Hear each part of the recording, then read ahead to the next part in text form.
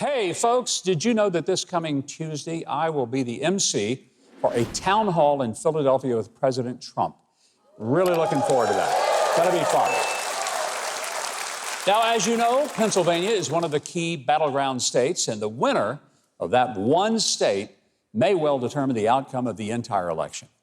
Now, I get asked, several times a day, how do I think it's going to turn out? Well, my honest answer is that if the election is straight up, honest, and there aren't any issues of phony mail-in ballots, illegal immigrants being allowed to vote, and if we have complete election integrity, I honestly believe President Trump will win in what may be the biggest electoral college landslide since 1984.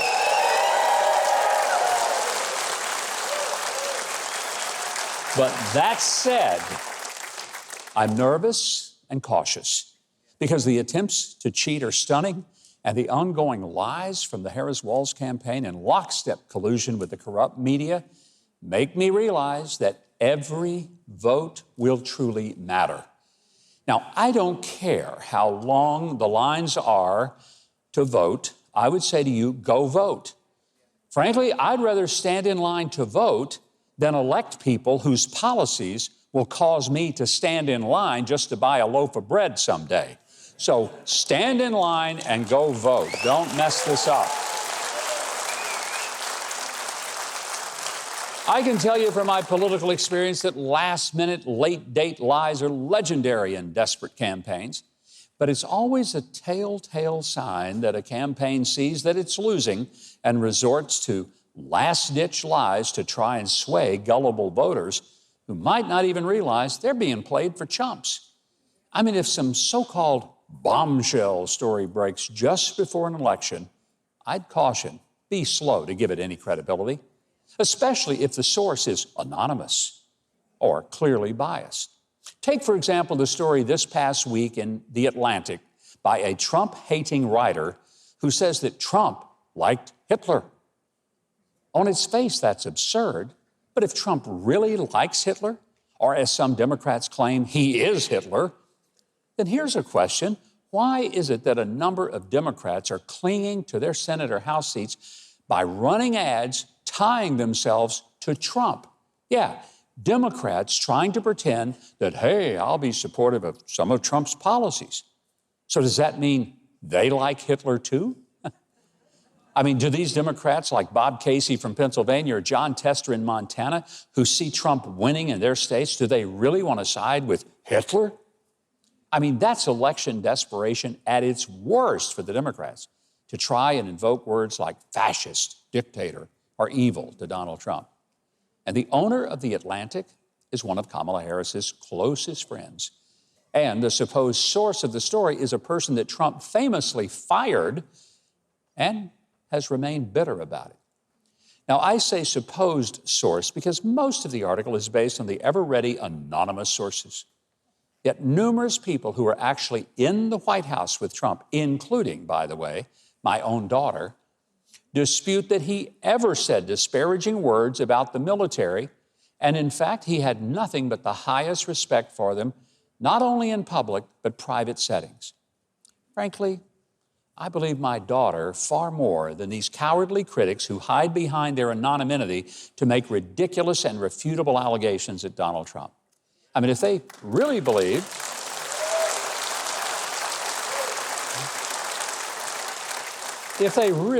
that Trump was so evil, why did they wait until 14 days before the election to suddenly recall these things? It just doesn't pass the smell test. It just smells.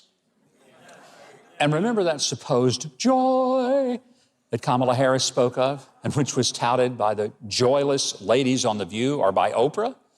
I've decided they ought to rename the show The View and they ought to call it The Pew since it stinks to high heaven. Whoa. Whew. A chorus of angry, irrational, and crazed women who are the personification of the phrase, hell hath no fury like that of a woman scorned. It is a table of foul and furious females who come across like a circle of ex-wives spewing their bile of their lives and demonstrating quite effectively why they are indeed someone's ex-wife. That's what they come across. Let's face it, if you're watching the Harris campaign, the joy is gone. It's been replaced by rage and random tirades.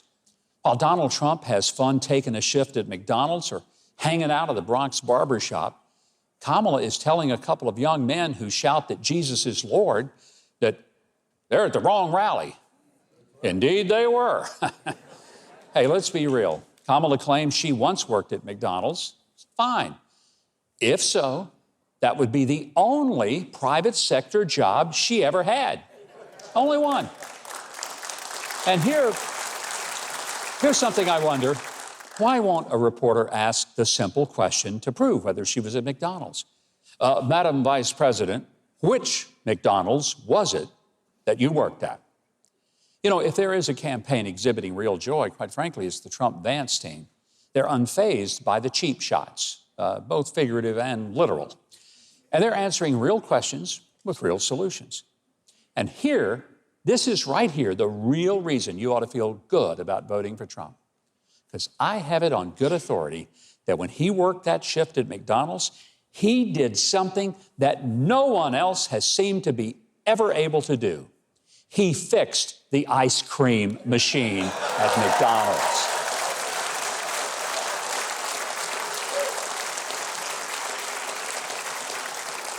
Well, I've spoken a lot about the importance of voting in this year's election. And as we head into the final days of the presidential campaign, here is yet another reminder for you to get out and vote. Take a look. I am calling on all of my Christian friends out there to vote. You cannot sit this vote out. It's too critical. Your family, your religious freedom, it's all on the line. Plan to vote. It's our pattern in these national elections for the Christian community to stay on the sidelines. It's time to break the pattern. This is the most important election of my lifetime, and it's critical that as Christians, we make our voices heard. Make sure you vote. Who you vote for is your business, but it's the business of a responsible person to vote. The right to vote is a tremendous privilege paid for by the blood and sacrifice of generations of brave men and women who've served in our armed forces. So let's honor them and the Lord and get out to vote on November 5th. Let's try to get the right people in the right positions of authority to lead our country. Miranda Devine is an intrepid investigator and esteemed opinionator at the New York Post. She's here to talk about all things 2024. And also, we're going to talk about her fabulous new book that you need to get. It's called The Big Guy: How a President and His Son Sold Out America. Wonder who in the world would that be about? Well, we'll find out tonight. Would you please give a big welcome to Miranda Devine? Great to have you here, Miranda. Thank you very much, Governor. I always enjoy watching your commentaries on television. But it was 4 years ago this very month that you broke the story about Hunter Biden's laptop. And you were so appreciated for that. And people, particularly in the world of journalism, thanked you and gave you many awards for that. Yeah, right. Actually, what they did, they shut you and the entire New York Post down, wouldn't let the story appear on social media sites, censored it everywhere. The government took an active role in trying to get it censored. And then, with all of that going on, you got banned from Facebook and were told you couldn't say those things. But 51 former intelligence agencies said that it was all a Russian hoax. I want to go back to 4 years ago. Were you stunned that your own government was lying so, just viciously about the story? Look, Governor Huckabee, we didn't really know as much as we know today about the government's role and the role of the CIA and the FBI, the Department of State and so on in censoring our story and lying about it, saying that the laptop, Hunter Biden's abandoned laptop, and therefore our stories were Russian disinformation. At the time, we just thought, well, Facebook and Twitter are woke. They don't want Donald Trump to win the election. They prefer Joe Biden. That's why they've basically cancelled us and locked our account for 2 weeks until just a few days before the election. What we found afterwards through the Twitter files and through various whistleblowers is that it was the FBI that coerced Twitter and Facebook to censor our story. And they had pre-bunked our story for weeks ahead of, before we had even published. They'd gone and had these meetings with big tech, and they had told them to look out in October for a Russian hack and leak operation, likely about Hunter Biden. And so, of course, when Twitter and Facebook saw our stories, they immediately recognised them as the vile Russian disinformation that FBI had been warning them about for weeks. And it was a simple decision, I guess, for them to cancel, but the FBI knew better. They'd had the laptop for 10 months. They knew it wasn't Russian disinformation. I'm sure they apologized to you later on and said how sorry they were that Yeah, they no. accused you of something like that. Of course not. Well, and that's what is so disturbing. The fact that the very government agencies that all of us pay for, whether we're liberal or conservative, would use the power of the public trust and say, we're not going to let your information go out there, even though it was later proven that what you said was 100% correct. Absolutely. And, you know, the FBI knew that it was correct. They had already vetted the laptop. They'd found that it was fit to be used in a court of law, which it later was, that it had not been tampered with. They had been spying on President Trump's personal lawyer, Rudy Giuliani, for months. So they would have known that he had in his possession the laptop, and they would have known that the New York Post was about to publish.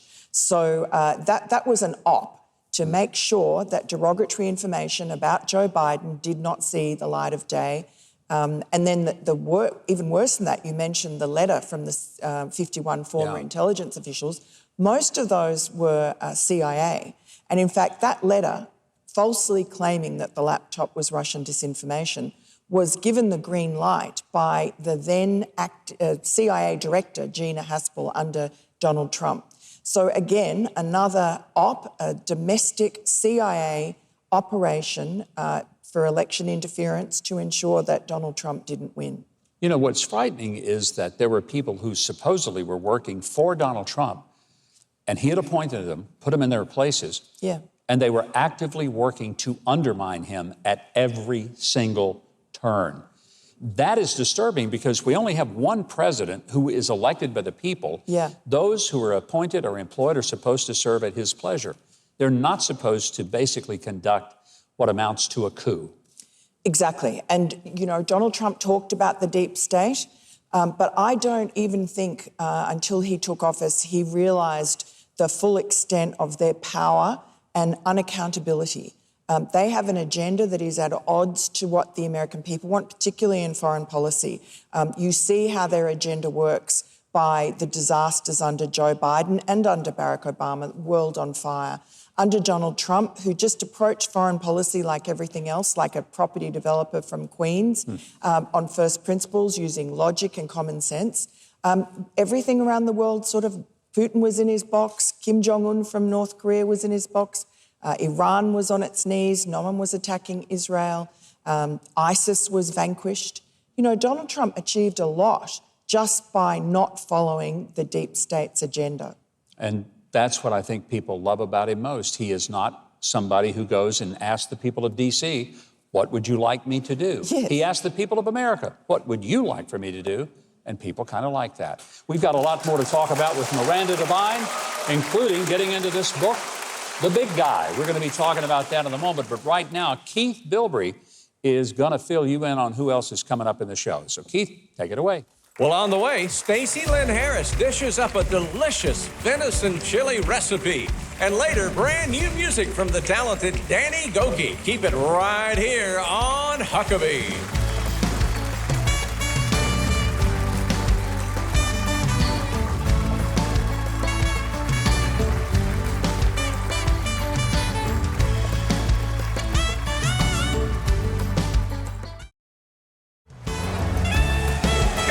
Huckabee.tv and get your very own made in the USA. Huckabee mugs, t-shirts, and more.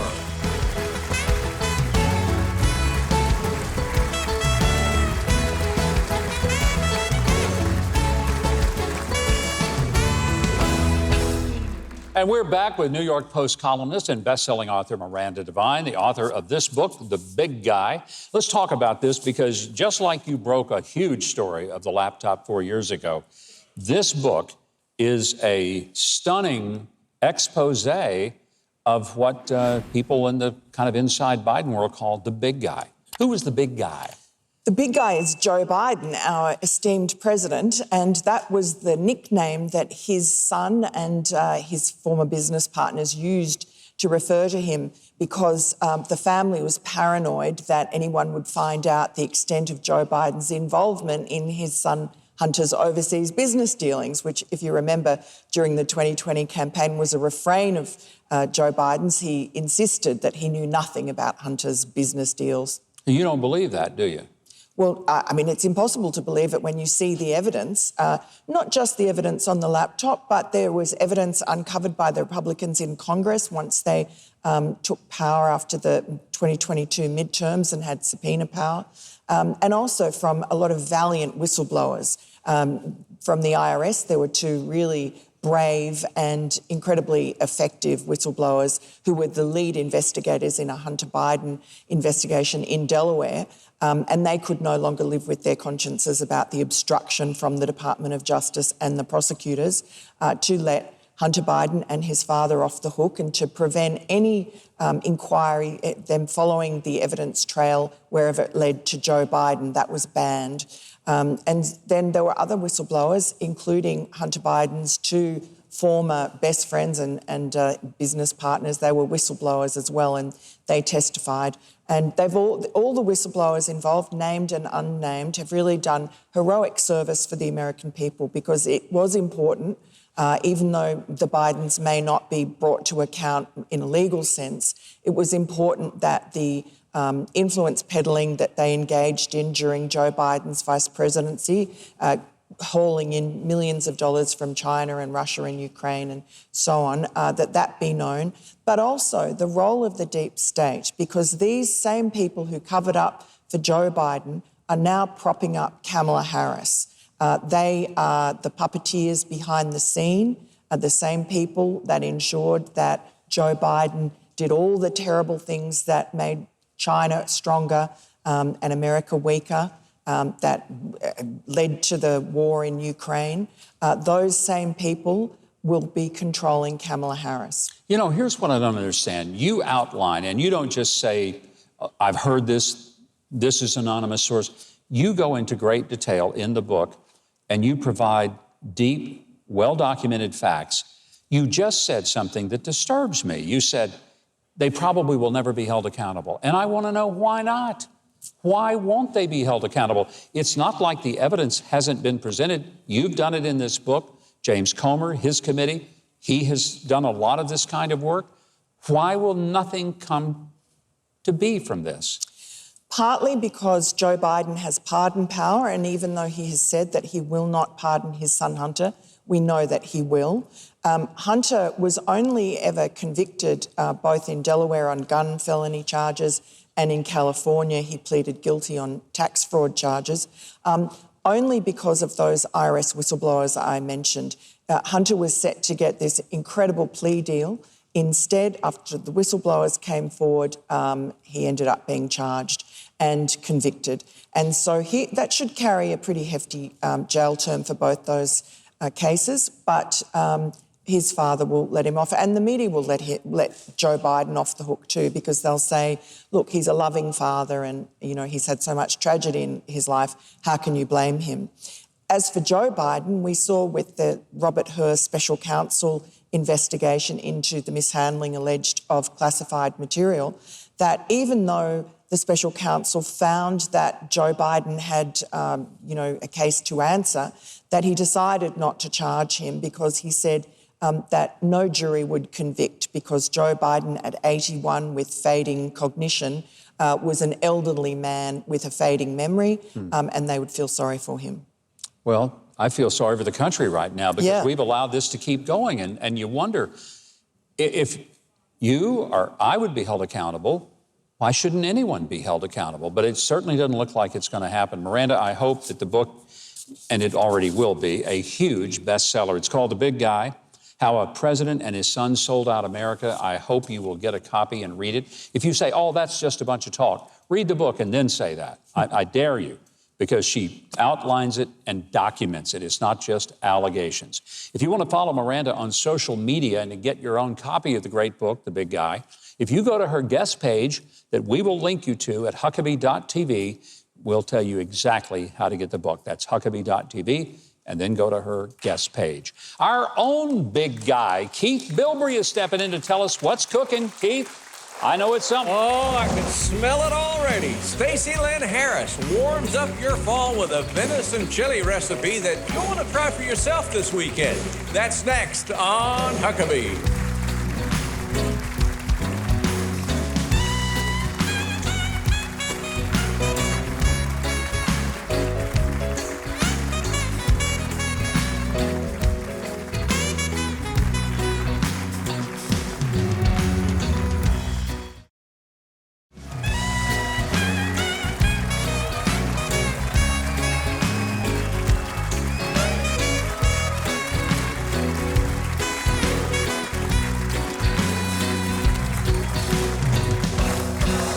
Hadn't heard that song in a long time. Bobby McFerrin's Don't Worry, Be Happy.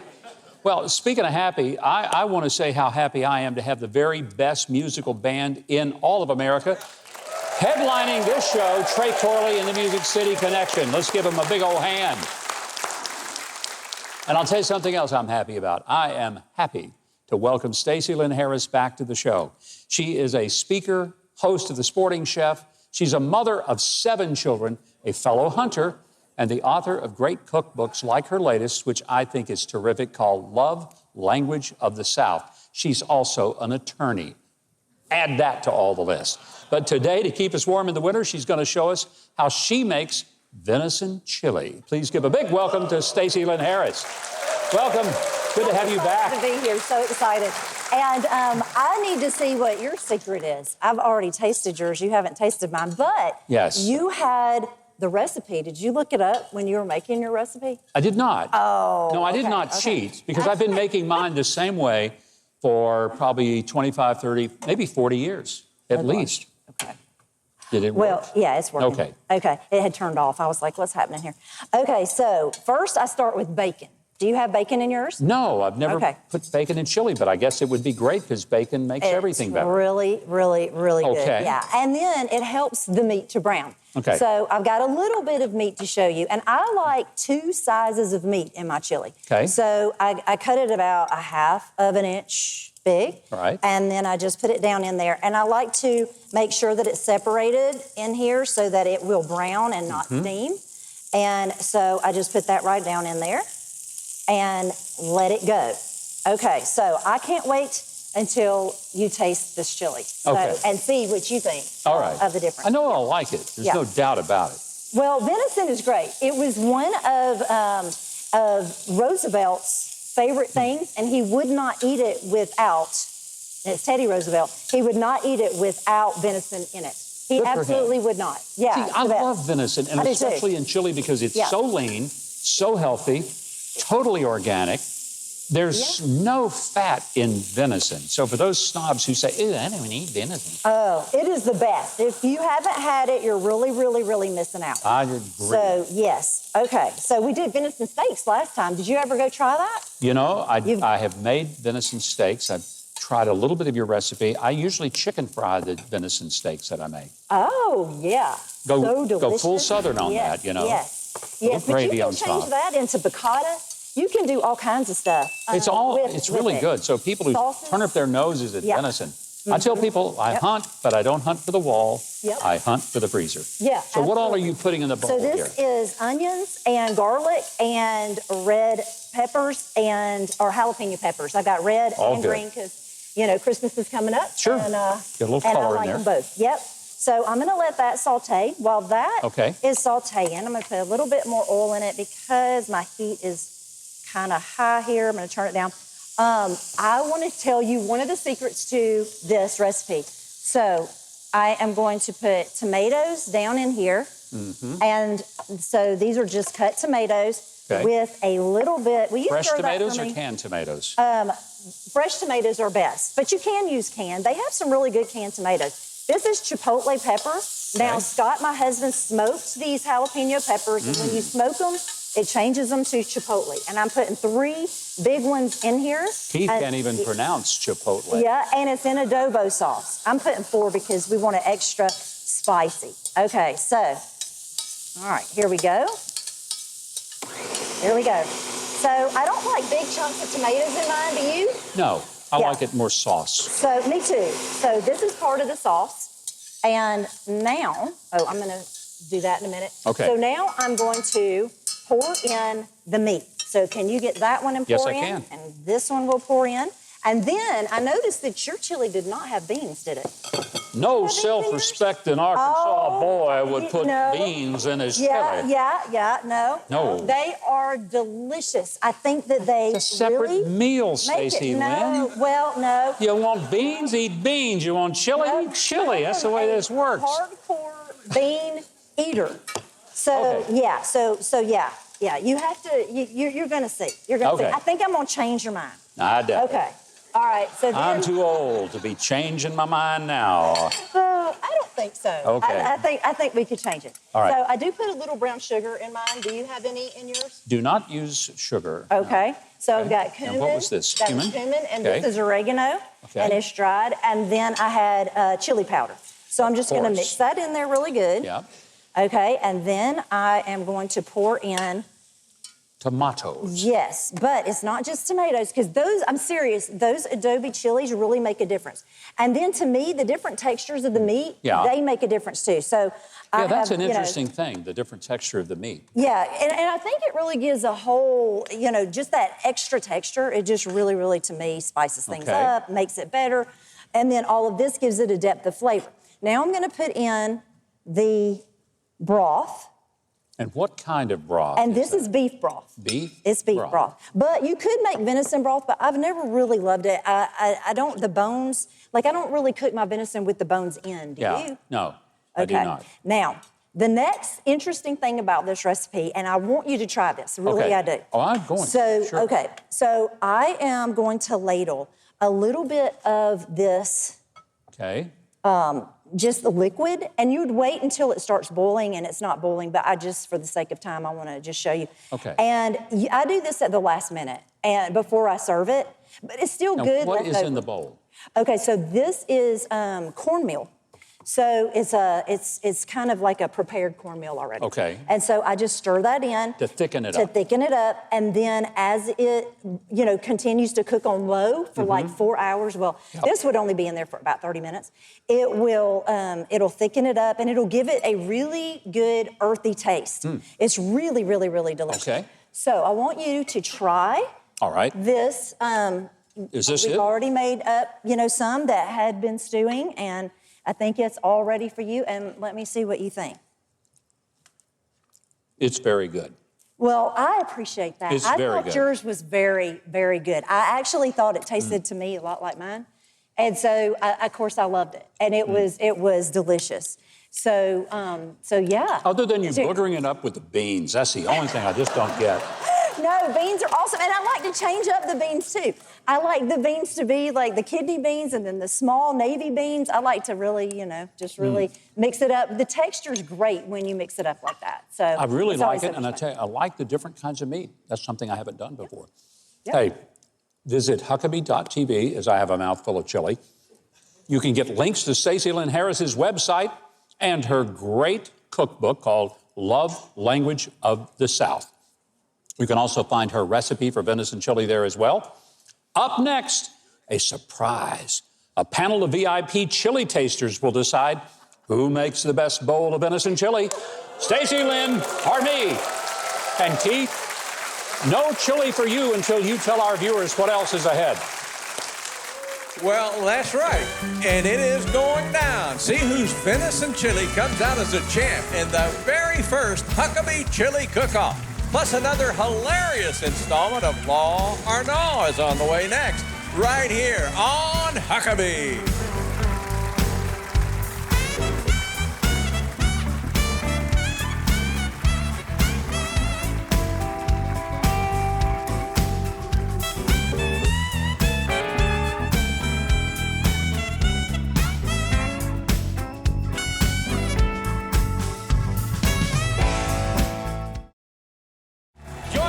me next week for magician Dustin Tavella's incredible testimony of adoption, plus music from the Glenn Miller Orchestra featuring Crystal Gale.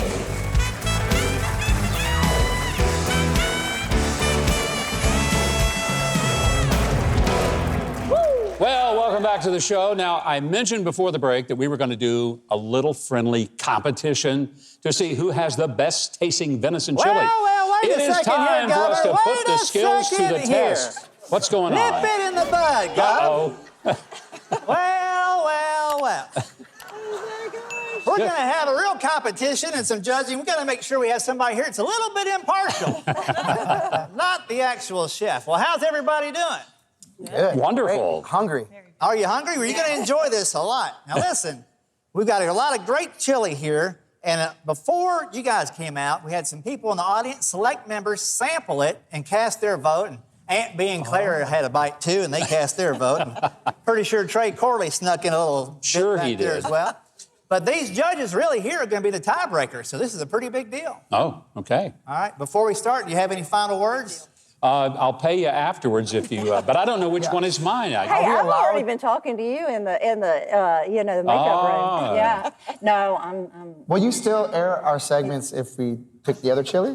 Just curious how about that. Well, I'll have to take a look. Well, you've got two bowls there. One is labeled number 1. The other is labeled number 2. Very cleverly how we did that. That's really creative. So let's taste bowl number 1. What if they spew it or something? This That is would my really hurt. dream job, by the way. Yeah. Wow. Yes. What are you thinking there, Danny? Well, I think so far the color of this one is better than this one. You're tasting the color of the chili. These musicians are a whole different breed, let me tell you what. Very creative. What do you think, Miranda? What's it tasting like to you, bowl number 1?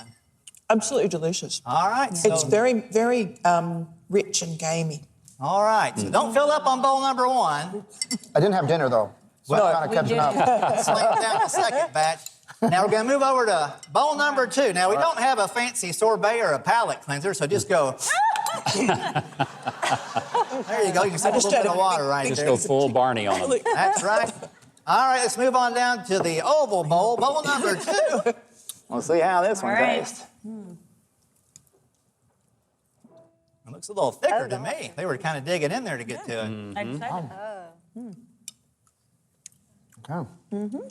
Wow, they're not talking. That's a good sign. They're chewing it. What do you think there, Danny? They're not hurling, and that's a real good That's sign. real good. What do I think? They're both really delicious. Delicious. But one, as a kid who grew up in the Midwest, my wife didn't grow up on chili, I did.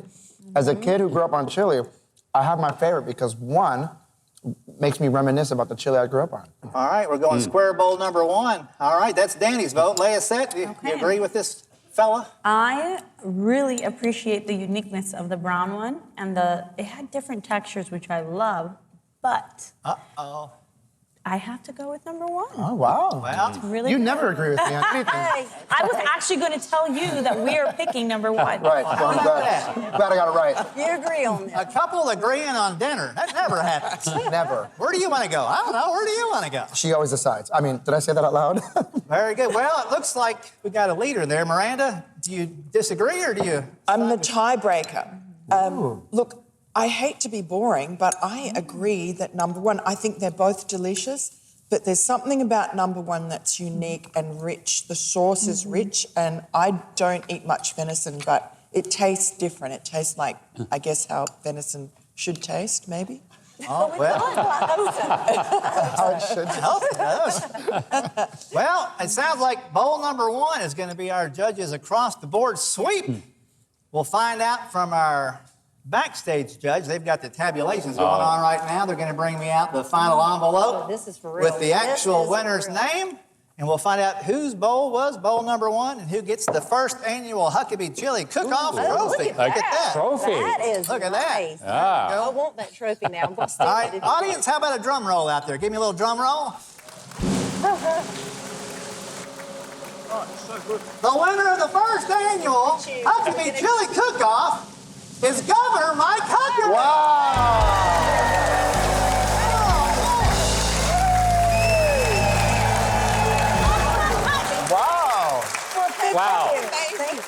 You know what's, all these people are going to get a special bonus who judge this contest. Wow. I'm finding you. I'm coming. But you know for what? Everyone on the table, they liked yours because it. No, it was great. It's delicious. They're both just so yummy.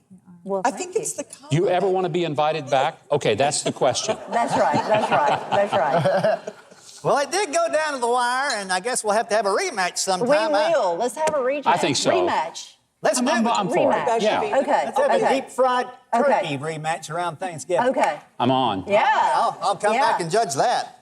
Well, since I'm already up here, you know what? We have a favorite game show that we do here on the show called Law or Naw, where I read a statement and you decide if it's actually a true law or if we just made it up and nah, it's not really a law. The audience has some paddles too. Everybody hold up your paddle. Let's see them out there. We got Naw's red, green is yep.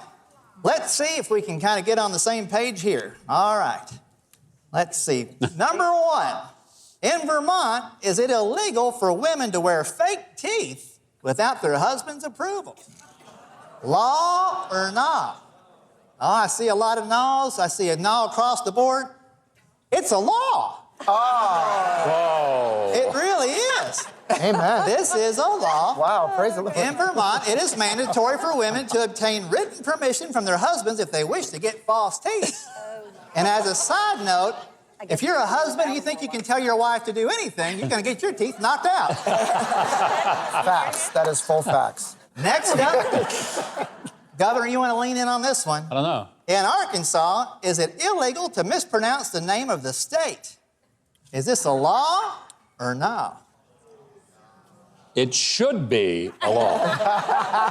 I see a lot of no's. I see, it looks like a predominantly no. It's actually a law. No way. No way. What's wrong with Illegal? Illegal. I should have changed that when I was in office. That's good. It is illegal to mispronounce the state's name. The correct pronunciation is Arkansas, not Arkansas or Arkansas or Arkan anything. It's Arkansas. But as the governor truly knows, the correct pronunciation is heaven. It's the only state that was mentioned in the Bible. Noah looked out the Arkansas. That's good. You were about to correct it. That was great. That's really good there. In Massachusetts, snoring is prohibited unless all bedroom windows are closed and securely locked. Is this law or no? Law. I see a lot of ladies elbowing their husbands out there on this one. This is a law. There you go. Now we're talking. Yeah. It sounds like Massachusetts for sure. It is illegal to snore in Massachusetts unless you have your windows shut and locked up tight. Just remember the handy rhyme. I know. If your nose is making noise at night, shut up them windows tight. Right, Trey McSnorley? Very true. Very true. All right. Next up, in Tennessee, is it illegal to drive barefoot? Is this a law or not? For sure. It's got to be. Oh, looks like a lot of people think this is a law. Oh. Almost 90%. Guess what? No, it's not a law. Yeah, there you go. Are you kidding? In Tennessee? Some people don't even have shoes. How are they going to drive? Come on. Contrary to popular belief, it is not against the law in any state. Now, Democrats are sometimes known to split the difference between shoes and no shoes. They call it flip-flopping. Good one, Barney. All right, folks, you did a good job on Law or Naw. Governor, I'm going to throw things back to you. And congratulations again on winning a trophy. There you go. Rik Roberts, everyone, would you give Rik a big hand? What a fabulous job portraying America's favorite deputy, Barney Fife. You can also go to Rik's guest page at Huckabee.tv, find out how you can get in contact Rik, invite him for your corporate event, or maybe a fun night of comedy. If you enjoyed this video, I hope you'll consider clicking the subscribe button below and the notification bell next to it so you don't miss any of our future videos when they go up online.